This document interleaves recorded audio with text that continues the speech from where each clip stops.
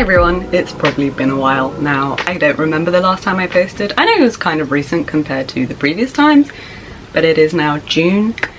We're like almost 10 days into June, but I thought better late than never. Might as well do my May wrap up for a new video. May was a bit of an odd month in terms of my reading. I usually don't read much, or I used to read a lot when I went on holiday, but like the past couple of years, anytime I went on holiday, I basically wouldn't read or I couldn't finish a book just because there was always something to do. Unless there wasn't, then I would just spend my time reading. So in May, I didn't read much when I was on holiday, even though it was the first 2 weeks. Well, 2.5 weeks. However, I did start a book, and I actually ended up finishing it once I came home, but I'd read like 75% of the book on holiday. In one day, really, for the most part. And then afterwards, I read another 5, like I binge read 5 books once I was back home.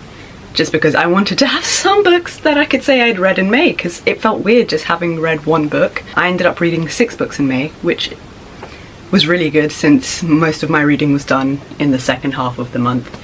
But let's dive right in. So one of the books that I'd taken with me when I went on holiday was My Proof of Immortal Longings by Chloe Gong.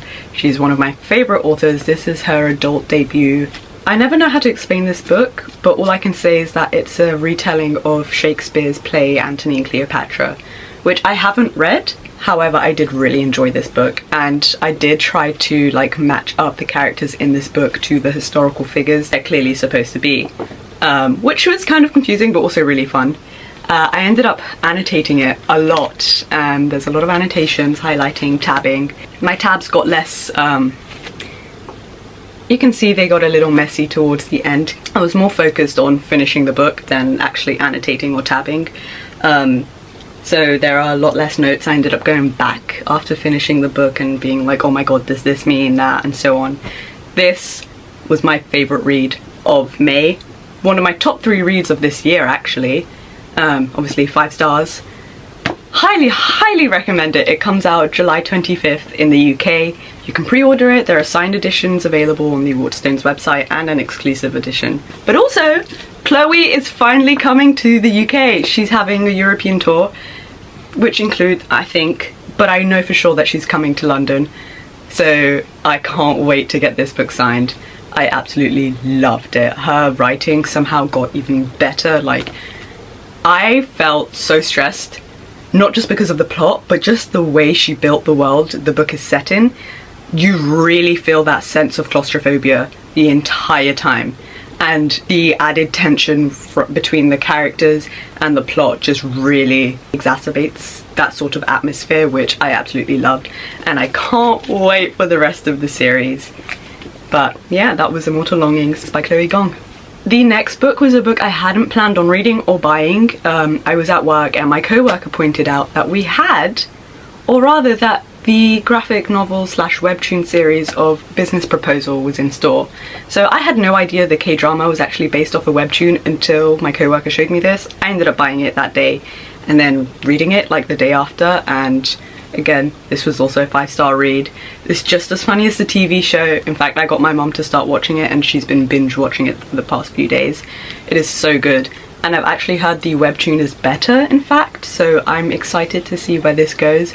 The second volume comes out in August, so once that comes out, I'm going to binge read that, then continue reading the series on webtoon. But this was so funny. He's the CEO of a company that she works at, and her best friend is set up on a blind date with him.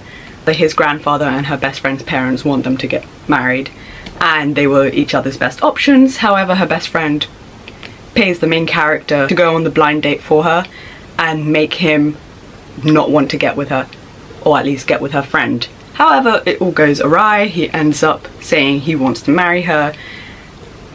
You get the gist. Yeah, it's hilarious. The art style is so cute. Yeah, that was a Business Proposal. The third book that I read in May was Fake Dates and Mooncakes by Shirley, and this was a really short and cute YA contemporary. I read this within a few days. Like, honestly, it's less than 300 pages. Yeah, it's 256 pages. Binge read it. I think I rated this about 4 stars. I felt the pacing was great. It didn't feel too rushed, which I appreciated considering how short the book is. However, I did feel like something was missing, so it wasn't enough for me to give it a 5 stars, but I'm probably not going to sell this book. Like, I really liked it. It was cute, it was fun. If you're looking for a short summer read, especially during this month, I suggest giving Fake Dates and Mooncakes a go. You'll probably enjoy it. The next book I read was I Hear the Sunspot, Theory of Happiness, which is the 2nd volume in the series. I think there are about 6 volumes. This might be the longest one. Again, it made me cry just as much as the... Actually, no, I think I cried a little bit more than I did reading the 1st volume. And so far, I think this is my favourite volume, but I will say I think this is going to end up being one of my favourite contemporary manga series. Yeah, it's about a guy with a hearing disability, and he meets someone in his year at university who decides to become his note taker in exchange for food instead of money, because, well, you aren't supposed to be expecting anything in return, but he can't afford to pay for food, so he pays him with money. It's a really sweet series, I have to say. I think I gave this one 5 stars. A lot of the books I read in May did pretty well in terms of my enjoyment. But yeah, highly recommend this series if you haven't given it a go already. The penultimate book that I read in May was King of Pride by Ana Huang. This was one of my most anticipated reads of 2023. Unfortunately, it wasn't as good as I'd hoped. I still gave it 4 stars, which is pretty good. Like, it could have been much worse. It definitely wasn't. I enjoyed it.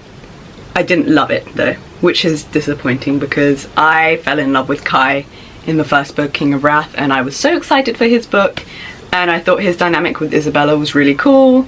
However, I just felt like their relationship was very surface level. I just feel like as much as we got to know the characters, I still didn't really know them. I knew what they did in terms of their jobs. I knew what some of their hobbies. But like, I don't know, there was just something missing about this book.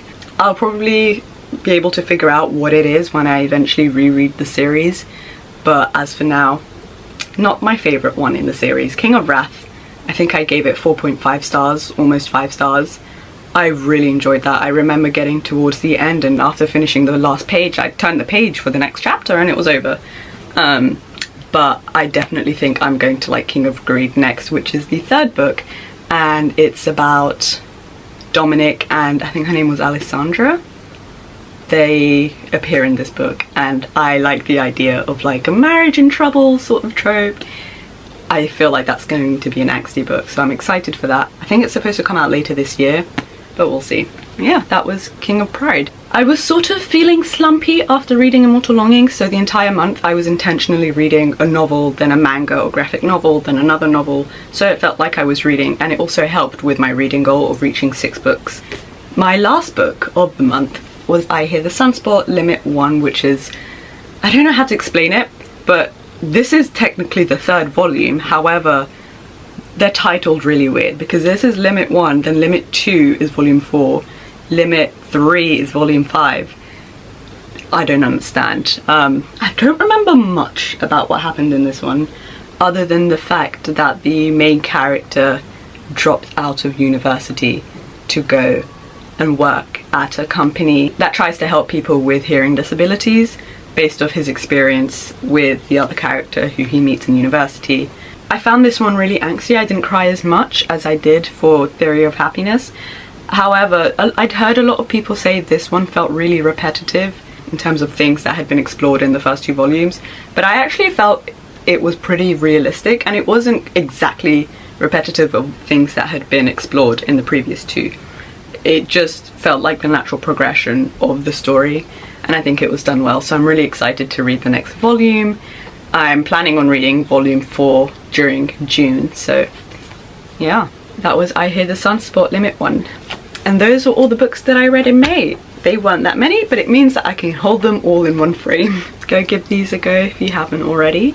I am thinking of doing a June TBR sort of video. We'll see if I stick to it.